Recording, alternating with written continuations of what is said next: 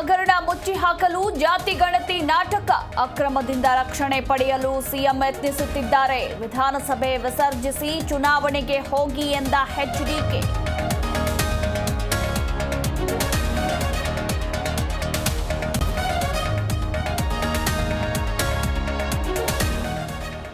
CM ಕುರ್ಚಿ ಖಾಲಿ ಇಲ್ಲ, ದಲಿತ ಸಿಎಂ ಪ್ರಸ್ತಾಪವೇ ಬೇಡ.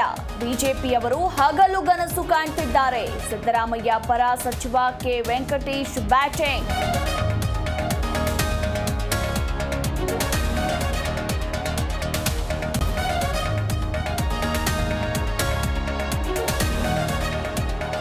ಪರೀಕ್ಷೆ ಬರೆದ್ರೂ ಅಂಕಪಟ್ಟಿಯಲ್ಲಿ ಗೈರು ಹಾಜರಿ. ಮೌಲ್ಯಮಾಪನ ಕುಲಸಚಿವರ ಬೇಜವಾಬ್ದಾರಿ. ಗುಲಬರ್ಗಾ ವಿವಿಯಲ್ಲಿ ಮತ್ತೊಂದು ಮಹಾ ಎಡವಟ್ಟು.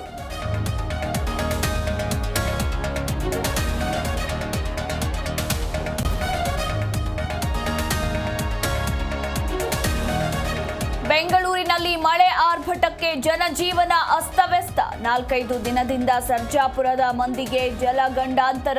ಅಧಿಕಾರಿಗಳಿಗೆ ದೂರು ನೀಡಿದ್ರೂ ಡೋಂಟ್ ಕೇರ್.